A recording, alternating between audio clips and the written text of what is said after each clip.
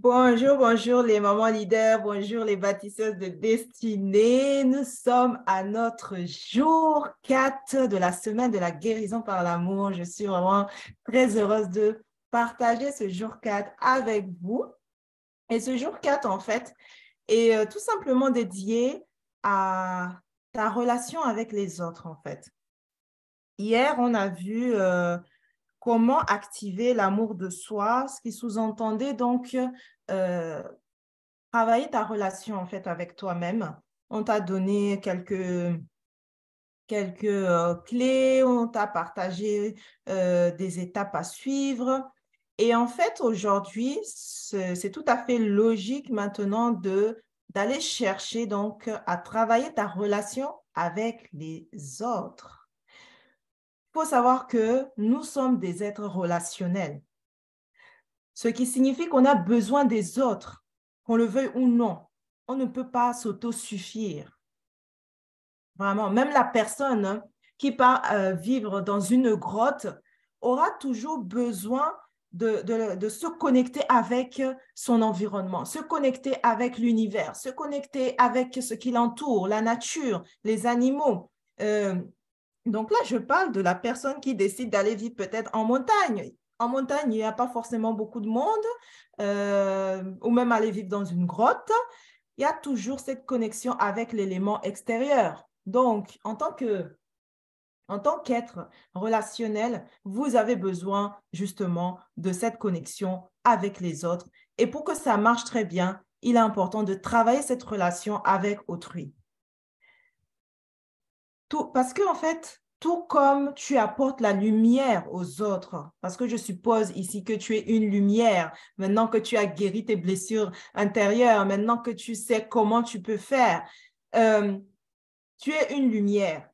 Et tout comme tu apportes la lumière aux autres, ces derniers te remplissent également de leur lumière. Tu vois.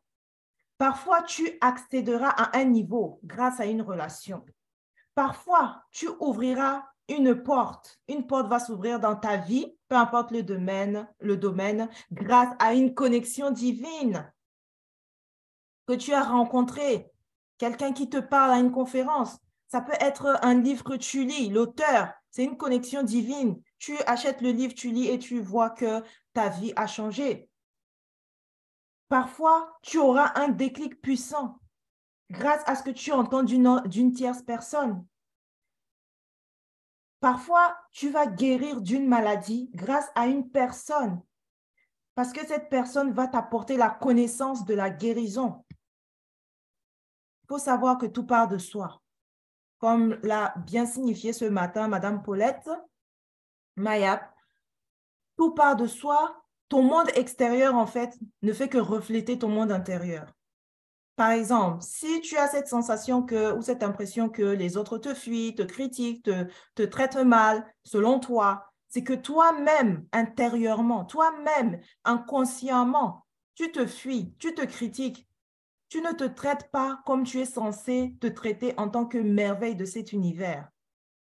Que faire lorsqu'on voit ces manifestations à l'extérieur de soi? Que faire? C'est de retourner de retourner ton regard à 1000 fois vers toi-même, de t'écouter, de t'interroger sur ce qui se passe réellement à l'intérieur de toi-même. Travailler sa relation avec les autres signifie tout simplement observer son entourage, euh, observer l'autre en face de soi, être à l'écoute de l'autre pour comprendre l'autre en fait, être empathique, c'est-à-dire être en mesure de se mettre à la place de l'autre, de comprendre ce qu'il vit, ressent, etc. Cela nous permet en fait cela va te permettre en fait d'être dans le non-jugement, ce qui laisse la place en fait à l'amour. Je mets l'accent ici sur le fait que si tu as une très bonne relation avec toi-même, alors rien ne t'empêchera d'avoir une relation saine, paisible avec tes enfants, ton conjoint, ta famille et toute autre personne extérieure. Note bien cela. Donc, ça va couler de source en fait.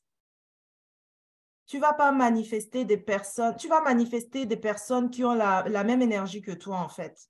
D'où l'importance vraiment de travailler sur soi, de d'investir en soi-même, d'aller chercher la connaissance qui va te permettre en fait d'accéder à un niveau supérieur, d'aller chercher la connaissance qui va te permettre de guérir de tes blessures intérieures, d'aller chercher la connaissance qui va te permettre d'augmenter le niveau dans les différents domaines de ta vie. Parce qu'il faut savoir que tous les domaines de ta vie, en fait, sont censés être en équilibre. S'il y en a un qui est en déséquilibre, ça va toucher les autres domaines. Imaginez une table. Une table a besoin de 4 pieds.